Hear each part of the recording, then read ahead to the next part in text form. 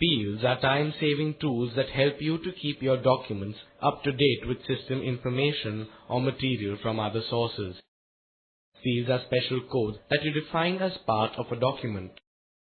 Once a field code is defined, it will automatically insert the related information without your having to retype it over and over again. Field entries can be text-based or graphics-based. At times, you may need to manually insert fields, while at other times, Word may automatically insert a field code for you. All the field codes are available in the field dialog box, while some of them are also available through the menu options. To access the field dialog box, you need to select Insert Field. Word has a complete library of fields that you can see on the left side. Category such as date, time, TOC, mail merge fields, author, etc. The right side, Field Names, shows the corresponding field names belonging to the selected category. In this chapter, we shall learn how to use the commonly used field codes. To insert the date, you need to place the insertion point where you want the updated date to appear. Select Insert menu. Select Date and Time command. From the Date and Time dialog box, click on the format of your choice. Click on OK or press Enter. You can also directly insert the date from the keyboard by pressing Alt plus Shift plus D. These keyboard commands take the default date or time format. The date appears as numbers with the slash separator. The time appears as hours and minutes separated by the colon symbol. To choose a specific date or time format, you must use the date or time dialog box. The date or time inserted in this way is not a field, but just plain text that remains with the currently inserted display no matter when you reopen the document. Word also allows you to insert date or time as a field that gets automatically updated with the current system date and time anytime you open the document. This is possible by marking the checkbox against Update automatically in the Date and Time dialog box. Whenever you reopen the document, the field entries will show the system's current date and time. As you will notice, field codes appear in the document as text in a gray background. You can also define a field to automatically use the file name, say in the header or footer. Using the file name is handy when using master and sub-documents or mixing large numbers of documents printed separately and collated. The file name gives you instant information about where to find the body text information. To insert a file name field, you need to place the insertion point where the file name should appear. Select Insert menu. Select Field. Click on Document Information under Categories. Click on File Name under Field Names. Click on OK to insert the field. An alternative way to use the file name field is to insert it through the AutoText tool. As in the first case, position the insertion point where you want the file name. Select Insert menu. Select AutoText. Select Header or Footer. Select File Name or File Name and Path if you want the complete path to the file name. The inserted file name appears in a gray background indicating that it is a field code entry. When a field code is inserted, you do not see the code itself, but you see the effect or result of the field code. Word allows you to toggle the entry to see the field code name or its effect. To do this, you need to place the insertion point on the field entry. Then press Alt plus F9 to toggle between the two. Word also allows you to convert a field entry into hard text. For example, you may have started out using the date as a field, but later decided not to have it updated automatically. In such cases, you can convert the field into hard text, thereby freezing the current display as the permanent text entry. Fields can also be locked to retain them as field codes. However, they cannot be modified or updated unless they are unlocked. Here are the keyboard options that allow you to manage fields. Remember to select the field before you apply the command. Another useful automated tool that works like fields is the table of contents. Word allows you to build a table of contents, TOC, directly from the heading styles that have been applied to the document. Heading styles, as you know, are numbered 1 to 9. Each number is a demoted level from the previous number. 1 is at the topmost level, while 9 is at the lowest level. To use heading styles to mark TOC entries, you need to select the item of heading that you wish to include in the TOC. Click on the down arrow next to the styles box in the formatting toolbar. Select the appropriate heading style.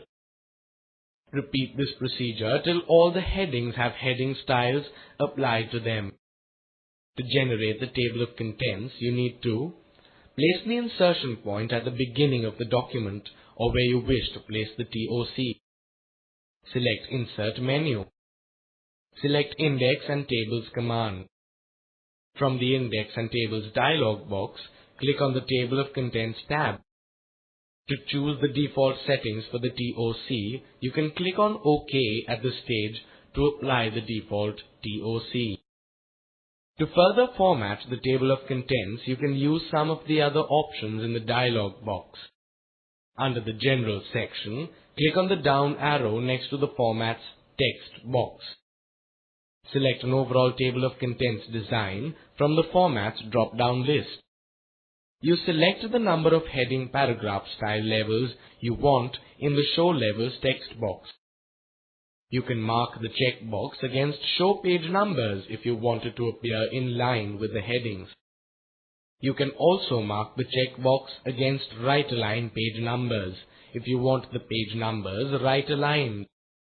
Then you select a connecting symbol design by clicking on the down arrow next to Tab Leader and choosing from the drop-down list. Finally, you click on OK to apply the TOC. Word will close the dialog box and compile a table of contents at the place of the insertion point. The Options button from the Table of Contents tab of the dialog box gives you further options for customization. Clicking on Options will open the Table of Contents Options dialog box. This allows you to define which paragraph styles Word should include as entries for generating the TOC. On its own, Word may end up using items that you do not want included, or perhaps even ignore items you may wish to include. This dialog box helps you to equate a paragraph style with a particular level in the TOC. For example, you can direct Word to include all paragraphs in Heading 1 and Heading 3 styles as levels 1 and 2 respectively, and completely ignore paragraphs in Heading 2 style. You use a scroll button to go through the levels. To make Word ignore a level, you need to completely delete the entry under the TOC level corresponding to the heading style under Available Styles. To make it include a style, you need to enter a level number under the TOC level against the style. Having modified these settings, you click on OK to close the Options dialog box. Click on OK again to close the Index and Tables dialog box. Word also allows you to compile an index under a new section in the document. An index is a reference to an item with the page number or numbers of its location. Word 2000 allows for global index entry creation, formatting tools for indices, and auto-marking of entries. Index creation involves two steps: marking the entries to be included in the index and generating the index. To mark an index entry for a document, you need to select the text to be included as an index entry up to a maximum of 64 characters. Select the Insert menu. Select the Index and Tables command. Select the Index tab. Select the Mark Entry option button to open the Mark Index Entry dialog box.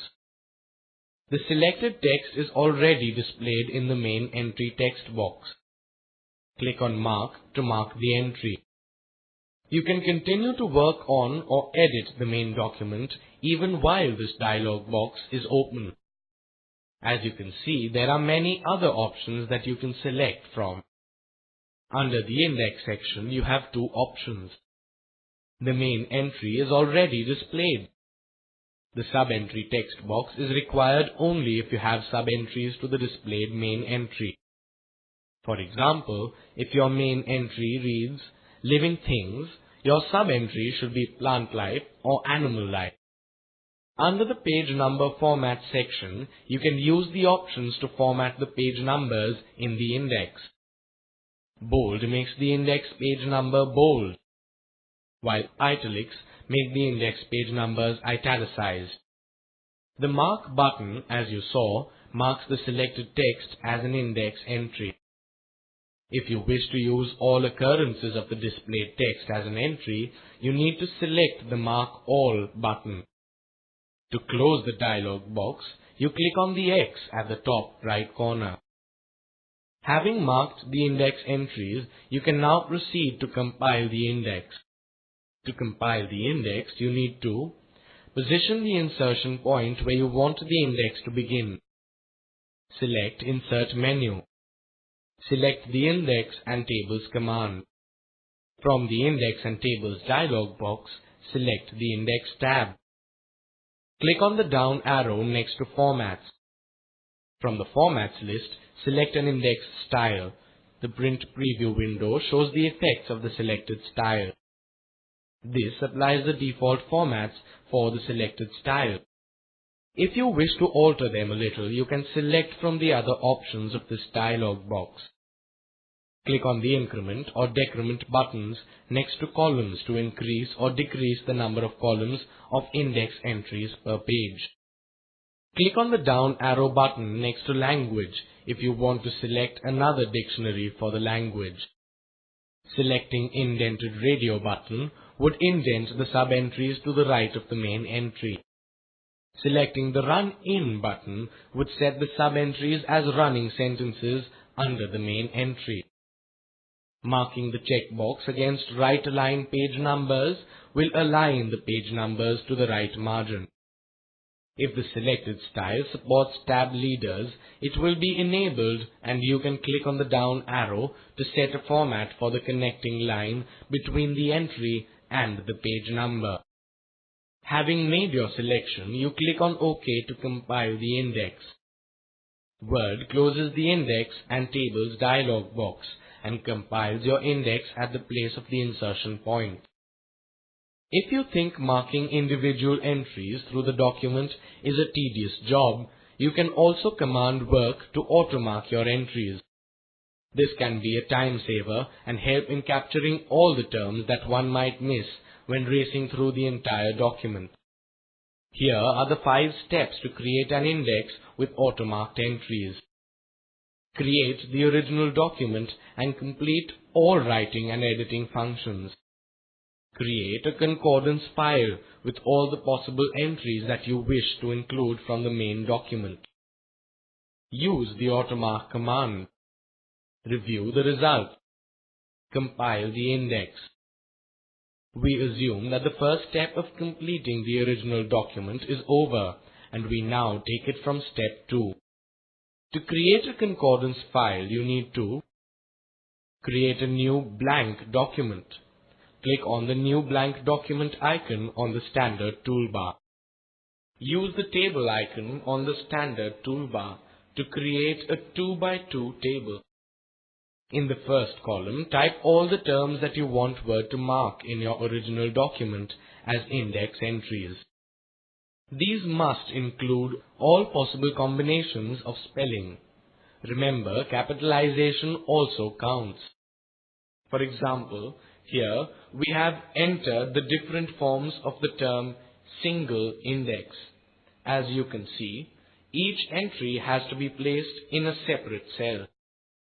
In the matching cells in the second column, enter the terms as they should appear in the index. Save the concordance file under an appropriate name. Open the original document unless already opened. Place the insertion point on a blank line at the required place of the index. Select Insert menu. Select Index and Tables command. Select the Index tab. Click on the Automark button. The Open Index Automark file dialog box appears, similar to the regular Open dialog box. Type in the name of the concordance document you created and saved. Click on the Open button. Word takes over the job and automarks the entries in your main document that match the entries in your concordance file. From here, you can follow the same procedure to compile the index. Another automated tool in Word that is an amazing time saver for repetitive action is the use of macros. Macros are a series or sequence of commands or keystrokes that are recorded into one command to simplify and automate a process. These are recorded instructions in the Visual Basic Programming language, which a newcomer to Word may never need to look at. You can assign a macro to almost any action in Word 2000 and make it run off a toolbar, menu bar, or a shortcut key. One can create a macro in two ways. If you are a novice at Word or any visual programming language, you can create a macro by simply recording the keystrokes and mouse clicks. If you are very comfortable with Visual Basic and are now exploring the advanced features in Word 2000, you can directly type in the macro commands in the Visual Basic language directly in the macro editing window. Let us suppose that no matter what document you create, your repetitive customization is that the body text needs to be formatted in Arial 12 points size, and the margins are set to 0.8 inches on all sides, and you run a spell check on the document. All these steps can be recorded into a macro that you simply run after you have finished typing and editing any document. One word of caution: before you record a macro, ensure that your view size and workspace are comfortably set so that you do not need to do any housekeeping functions while the macro is being recorded. Otherwise, all those housekeeping commands will also get recorded.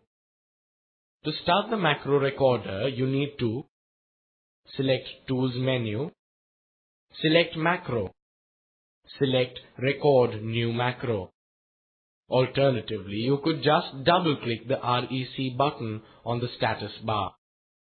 Either of these methods will lead to the Record Macro dialog box. Against the macro name box, type in a new name or accept the default name given by Word. Usually, all macros are stored under the normal template and are available across all documents. If you wish to store this macro under another template, you need to select the template from the Store Macro In box. Against description text, type in a description for the macro up to a maximum of 255 characters. Ideally, this description should explain what the macro does to help jog your memory at a later date. Under Assign Macro to, define the location of the macro button by clicking on Toolbars or Keyboard. Either one will open the associated dialog box to define the exact command to run the macro sequence. We choose the Keyboard button. In the Customize Keyboard dialog box, you need to move to the Press New Shortcut Key section. Type in the keyboard sequence that will run the macro. In this example, we have used Ctrl plus F. If the keystroke combination typed is already assigned to some existing command, Word warns you about it by displaying a message. Be careful not to use commonly used key sequences like Ctrl plus C or Ctrl plus X or Ctrl plus V. Finally, click on the Assign button. Now, to record the macro, press Enter or click on Close. The mouse cursor changes its shape into a recording cursor, and the status bar shows the REC button enabled. Also, a macro record toolbar appears with two buttons on it, stop and pause. You are now in the recording mode, so complete the sequence of commands you need to do to customize your document. For example, our macro command sequence will be like this. Press Ctrl and click once in the selection bar to select the whole document. Click on the down arrow next to the font box. Select Arial. Click on the down arrow next to the size box. Click on 12. Select File menu. Select the Page Setup command. Type 0.8 in the top margin place. Press Tab. Type 0.8 in the bottom margin place. Press Tab. Type 0.8 in the left margin place. Press Tab. Type 0.8 in the right margin place. Click on OK to record the selected state and close the Page Setup dialog box. Press Ctrl plus Home to go to the beginning of the document. Click on the Spelling and Grammar icon on the standard toolbar. Click on the Stop button to stop recording any further. Once a macro is assigned a name and the command sequence is recorded within it, you can run the macro in two ways. One way is by using the keyboard shortcut defined. In our example, we had assigned Ctrl plus F. Or the second way is by selecting Tools menu. Selecting Macro command. Selecting Macros from the sub-menu to open the Macros dialog box. Select the name assigned from the macro name list. Click on the Run button. So far, we have seen how to assign a macro to keyboard shortcut and then run it through the keyboard sequence or the macro dialog box. As mentioned earlier, you can also assign a macro to a toolbar. To do this, you need to ensure that the toolbar is visible. Select Tools menu. Select Customize. The Customize dialog box opens. The same box also opens when you click on the toolbar button from the Record Macro dialog box. From the Customize dialog box, click on the Commands tab. Scroll down the list of categories till you see Macros. Click on Macros. Select the desired macro's name from the scrollable list under Commands. Keep the mouse button pressed and drag the required macro name onto the Word toolbar. Release the mouse button. You can delete a macro from the macro dialog box through the following steps. Select Tools, Macro, Macros to open the macro dialog box. Select the macro name from the list under Macro Name. Click on the Delete button. Click on Cancel to close the dialog box.